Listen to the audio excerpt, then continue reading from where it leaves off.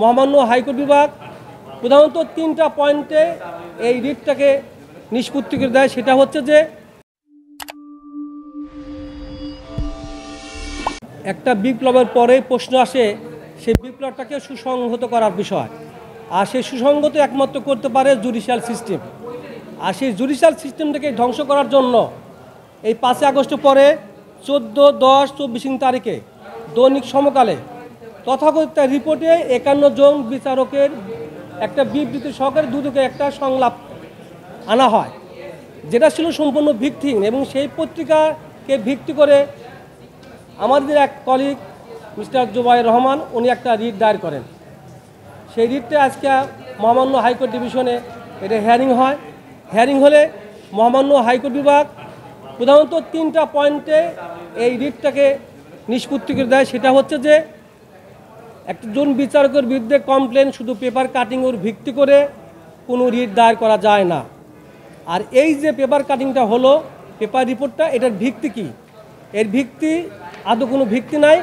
কারণ এই যে তথাকথিত যে একটা ইনভেস্টিগেশন হবে, সেই ইনভেস্টিগেশন করতে হলে একটা চেয়ারম্যানের অ্যাপ্রুভাল লাগে, সেই অ্যাপ্রুভালও ওই পেপারে ছিল না।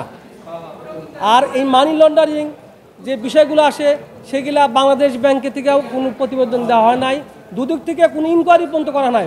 অথচ ওই সমকাল পত্রিকাটা এই ভিত্তিহীন যে নিউজটা ছাপা হয়, সেই নিউজটা ছাপার ভিত্তিতে মিস্টার জুবাইর রহমান কর্তৃক দায়েরকৃত রিট দায়ের করে বিচার বিভাগকে কলুষিত করার এবং ধ্বংস করার শেষ প্রচেষ্টা পর্যন্ত চালানো হলে মহামান্য হাইকোর্ট বিভাগ সেটাকে সুসংহত করে।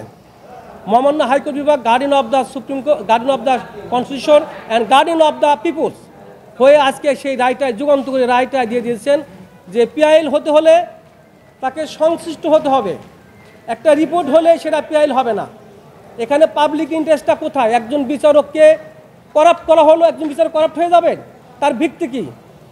আজকে যদি 10 জন বিচারকের বিরুদ্ধে করাপ্টের সংবাদ প্রচার করা হয়, কালকে আরেকটা প্রদান করা হতে পারে। সুতরাং এই অবস্থাটা চলতে দেওয়া যায় না, সেটাই বিচারক বলেছে। মহামান্য হাইকোর্ট ডিভিশন বলেছে একজন বিচারকের বিরুদ্ধে কোনো প্রতিবেদন ছাপা হলে সেটাকে অবশ্যই রিজন থাকতে হবে, যুক্তিসঙ্গত থাকতে হবে। আর যুক্তিসঙ্গত কোনো রিপোর্ট প্রদান করা না হলে সেটা ভেগ। আর সেই ভেগ রিপোর্টের ভিত্তি করে মহামান্য হাইকোর্ট বিভাগ কোনো রুল বা অন্য কোনো আদেশ দিতে পারে না।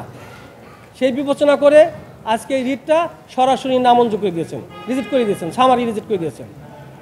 আমি মনে করি যে সুপ্রিম কোর্ট গার্ডিয়ান হিসাবে আজ বিচার বিভাগকে একটা স্বাধীন উচ্চতায় নিয়ে গেছেন। এবং এই যে 51 জন যারা জুডিশিয়াল হাই অফিসিয়ালস, এদের বিরুদ্ধে যে তথাকথিত দুর্নীতির অভিযোগ আনা হয়েছিল সেটা সমূলে ধ্বংস হয়ে গেল। সুতরাং আজকে যে বিচারকের বিরুদ্ধে যে ক্লেম, সে ক্লেম আর থাকলো না।